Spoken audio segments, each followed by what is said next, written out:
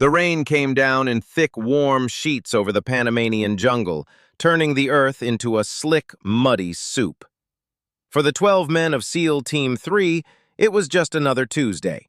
They had been inserted via RHIB under the cover of darkness 4 days prior. Their objective to track and capture a high-value target known as El Cazador, a warlord who had been funneling Russian-made surface-to-air missiles to narco-terrorists. The mission was classic direct action, the kind of thing the teams were built for. Leading the patrol was Lieutenant Commander Jason "Preacher" Holt, a 6'4" stack of muscle and grit who had been in the teams since before most of his current squad had finished high school. He was a leader who commanded respect through sheer competence and a quiet, unwavering intensity. At his side, serving as the lead communicator and second in command, was Senior Chief Ray "Gunny" Kruger, a bear of a man whose voice could either calm a panicking rookie or shatter a barroom window. The rest of the team was a collection of the Navy's finest. There was Morales, the point man with eyes like a hawk; Ito, the breacher with a passion for explosives that bordered on the romantic; and Doc, the newest member of the team. But Doc wasn't a nickname for a burly corpsman with a beard and a sailor's mouth. It was the call sign for Petty Officer First Class Sarah Jenkins. She was the first female operator to ever complete the legendary, grueling training to become a Navy SEAL, and she had done so without any of the supposed lowering of standards that the pundits had screamed about. She was 5'6", lean as a whip, with auburn hair she kept cropped short, and eyes the color of the jungle canopy itself. Her presence was still a source of friction, a low-grade hum of unease that ran beneath the surface of the unit's professional demeanor. It wasn't malice, not really. It was a deep-seated, almost primal protectiveness mixed with a healthy dose of skepticism. In their world, the one where they lived in the darkest corners of the globe, the rules were simple.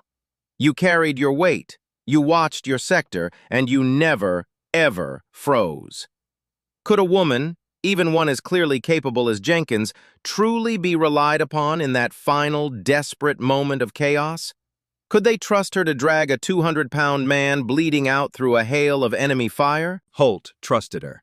That was enough for the mission, but it wasn't enough for the heart.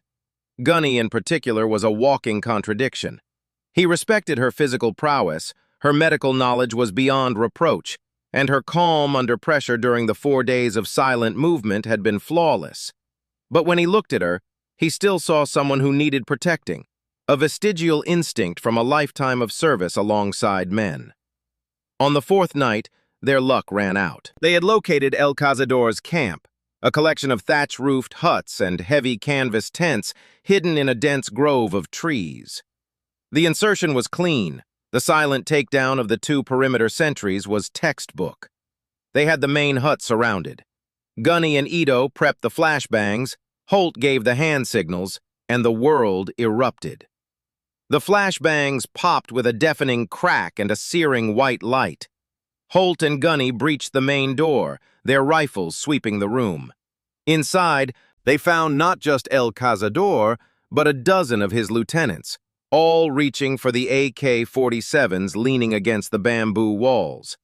The hut turned into a hurricane of lead. The SEALs' suppressed rifles coughed, their rounds finding marks with surgical precision. The enemy fired back wildly, the larger 7.62mm rounds tearing through the thin walls, splintering wood and canvas. It was in the first 5 seconds of the breach that it happened. Holt, focused on a target in the corner, never saw the man in the shadows to his left.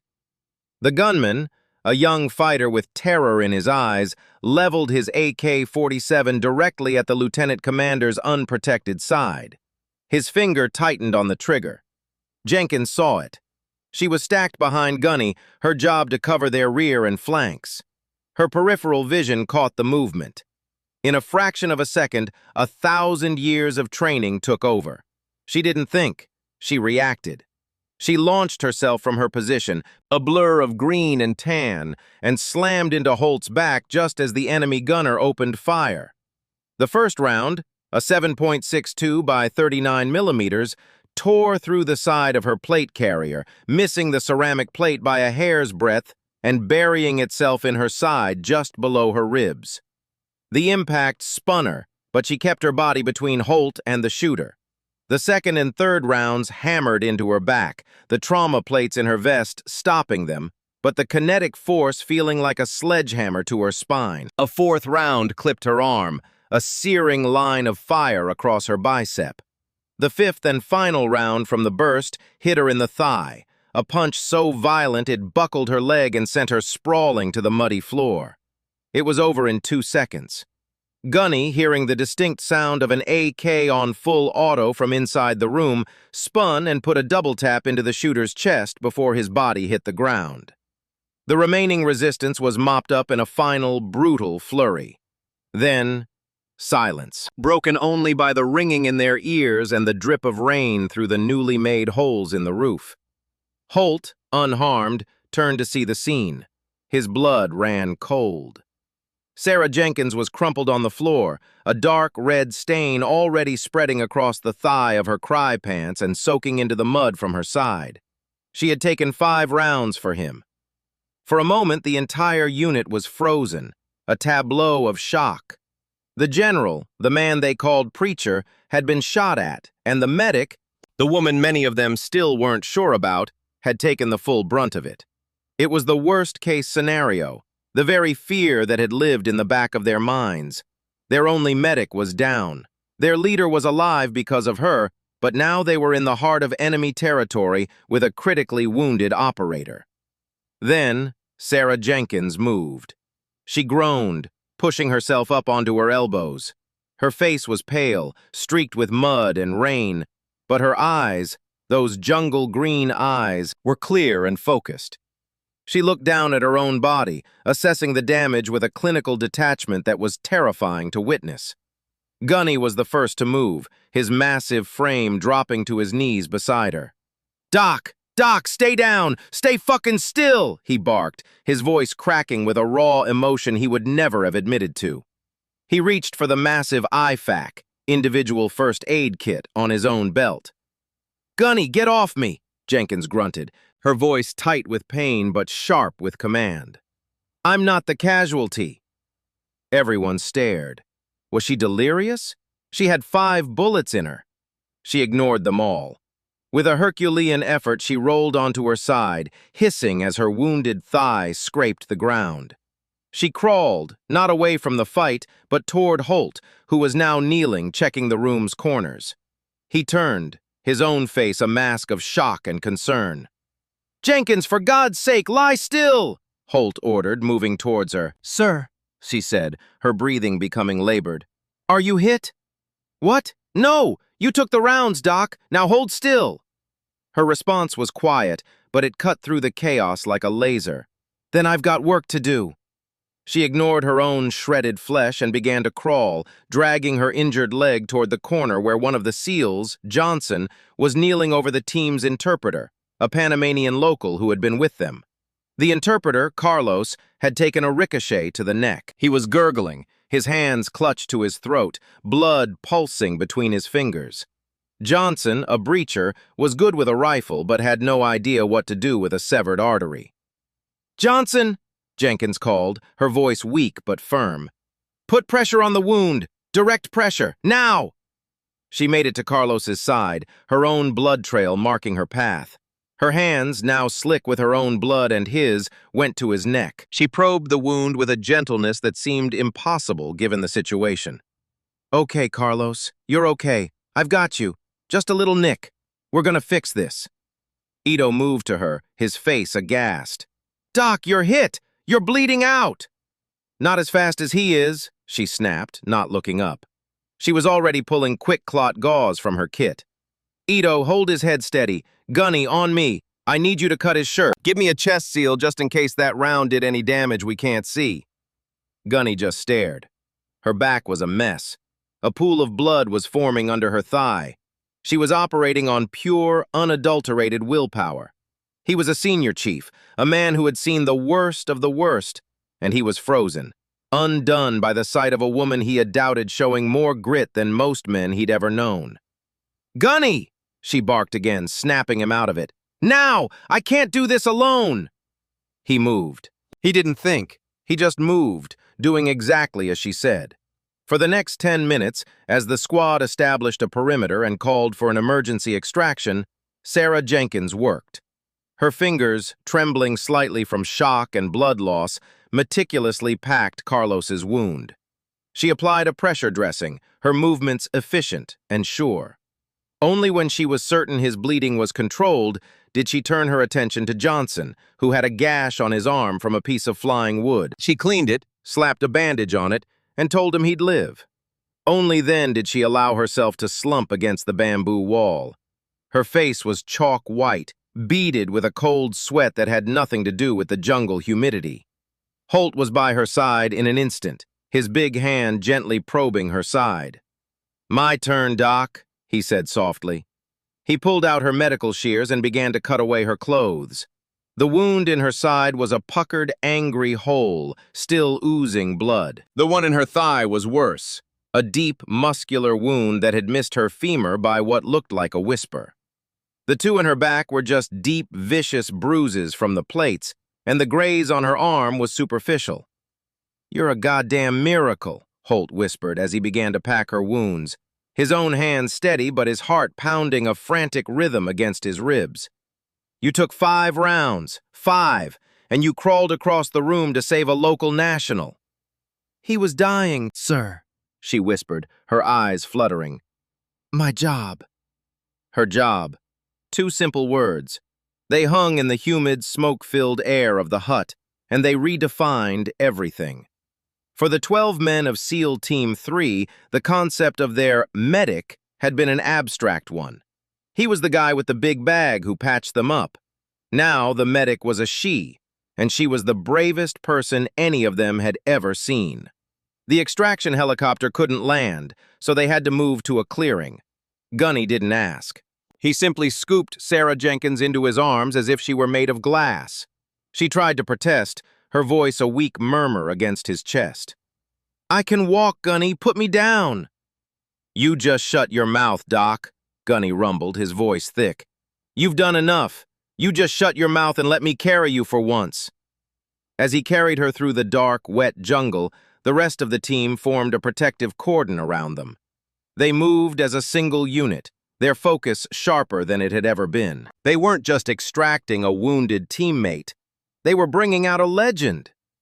The weeks that followed were a blur of hospital rooms, surgeries, and physical therapy. Sarah Jenkins had lost her spleen, had a significant portion of her quadriceps muscle repaired, and bore the scars that would map the rest of her life. She received visitors constantly. Holt came, sitting in silence for hours, a debt he felt he could never repay. The guys sent cards, letters, and a truly horrific stuffed animal that Ito had won at a gas station, a mangy-looking SEAL mascot he'd named Bulletproof Bob. But the visit that meant the most came a month into her recovery. She was doing her painful, repetitive leg exercises when a shadow fell over her. She looked up to see Senior Chief Ray Kruger standing there, holding a small, wrapped package. He looked deeply uncomfortable, a bear in a china shop. "Doc," he said by way of greeting. "Gunny," she replied, wiping the sweat from her brow. "What brings you here? Thought you'd be back in Coronado breaking in the new guys." He shuffled his feet. "Nah, took some leave. Wanted to come see you." He held out the package. "Here, it's not much." She unwrapped it to find a small wooden box. Inside, on a bed of velvet, lay a silver star. It was his, from a battle in Fallujah over a decade ago. Sarah looked up, her eyes wide. "Gunny, I can't take this. This is yours." He shook his head, his jaw set. "It was just sitting in a drawer. It doesn't mean anything, not compared to what I saw in that hut." He finally met her eyes. "I was wrong about you, Jenkins. We all were. I've seen brave men. I've been brave, I guess, a time or two. But I have never, in all my years, seen anything like what you did. You took 5 bullets for the boss, and then you got up and saved another man's life while you were bleeding out on the floor. That ain't just courage, Doc. That's something else. That's the whole damn package." Tears welled in Sarah's eyes. not from the pain, but from the profound weight of his words. It wasn't the medal itself, it was what it represented. Acceptance, respect, not because she was a woman who had done a man's job, but because she was an operator who had done the job, period. "I don't know what to say, Gunny," she whispered. He gave her a gruff smile, the first real one she'd ever seen on his face. "You don't have to say anything, Doc. Just get better. We've got a mission in 3 months, and I'll be damned if I'm going in with anyone else watching my 6. 2 years later, the scene was different. The jungle was gone, replaced by the sterile, fluorescent-lit halls of a military hospital in Bethesda. Sarah Jenkins, now fully recovered and promoted to chief petty officer, stood at the foot of a bed. In it lay a young SEAL, a new operator on his very first deployment. His name was Miller. He had been on a routine patrol in Afghanistan when an IED had torn through his Humvee. His legs were shattered, his pelvis broken, and he had shrapnel wounds across his entire body. He was alive only because of the quick thinking of his team's medic, but the physical and psychological trauma was immense. He stared at the ceiling, his eyes empty, lost in a world of pain and what he saw as a failed mission. Sarah didn't say anything at first. She just pulled up a chair and sat down, the quiet beep of the monitors the only sound. After a long while, Miller turned his head, his gaze landing on the rows of ribbons on her uniform, the silver oak leaf of a commander now pinned to her collar. His eyes stopped at the small, distinctive pin above them all, the Navy SEAL insignia, the same one he wore on his own shredded uniform. "You're a SEAL?" he croaked, his voice raspy from the breathing tube. "I am," Sarah said softly. He looked at her, really looked at her, and a flicker of confusion crossed his face. I've never met a female SEAL." "You have now," she replied with a gentle smile. There was another long silence. "They told me I'll probably never walk right again," Miller said, his voice cracking. "My career is over. I'm done." Sarah leaned forward. She slowly, methodically pulled up the leg of her trousers. Miller's eyes widened as he saw the long, ugly, rope-like scar that ran across her thigh, a roadmap of the surgery that had saved her leg.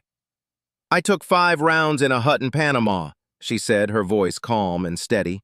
"1 in the side, 1 in the leg, 2 that would have killed me if my plates hadn't stopped them." She pointed to a smaller scar on her arm. "And a graze here. I lost my spleen. I was carried out of the jungle by my senior chief." She paused, letting the words sink in. "That was 2 years ago. Today, I'm still a SEAL, and I'm standing here to talk to you." Miller stared at the scar, then back at her face, his own pain momentarily forgotten in the face of her story. It was a tangible link, a proof of concept. If she could come back from this, from 5 bullets, then maybe, just maybe, his own path wasn't over. It was just different. "How?" he asked, the single word holding a universe of fear and hope.